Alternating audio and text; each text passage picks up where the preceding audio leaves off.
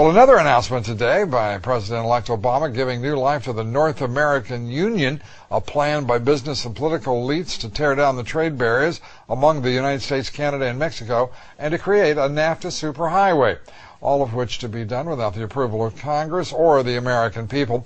President-elect Obama named a diehard free trader and NAFTA supporter to be his U.S. trade representative. Bill Tucker has our report. Ron Kirk is President-elect Obama's pick to be his front man on trade. Kirk made his name in politics serving as mayor of Dallas, where he was known as a staunch supporter of free trade agreements, NAFTA in particular. He was a big proponent of a trade corridor from Mexico up through Texas, a road he once referred to as a NAFTA freeway. His nomination was welcomed by the U.S. Chamber of Commerce and the National Association of Manufacturers. Advocates for a change in trade policy are not so happy. There's clearly been a gap between President-elect Obama's pledges to the American public to truly transform our failed trade policy and some of the very important economic appointments he's made who represent people who helped implement or at least support the failed status quo. Congressman Phil Hare, a Democrat from Obama's home state of Illinois, issued a statement expressing his disappointment, saying, quote, "I have concerns about Mayor Kirk's vocal support for NAFTA and unfair trade with China. Mayor Kirk previously has said he wants to make Dallas the capital city of NAFTA. But for every Dallas, there are dozens of Galesburgs, a place President-elect Obama knows well.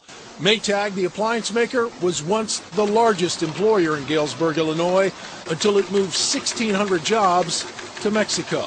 Critics say the appointment falls in line with others by Obama, and they don't like what they see. If you look at President Obama's economic team, they have all been enthusiastic supporters of outsourcing-focused trade policy agreements that have exported not only good jobs from American shores, but high-value, technology-intensive production. Our current trading policies have created a near $1 trillion deficit and have been blamed for the loss of millions of American jobs that have moved to low-wage countries.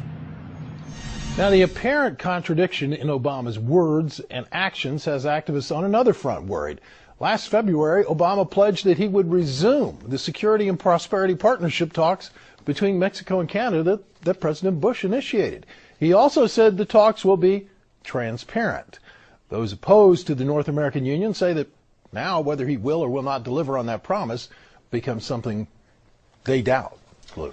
Well, this is early on. The president-elect is starting to look like, it's starting to look when it comes to trade. As Lori Wallach, the public citizen, pointed out, Global Trade Watch, the old boss is starting to look a lot like the new boss when it comes to the issues of offshoring, free trade. This is troubling indeed.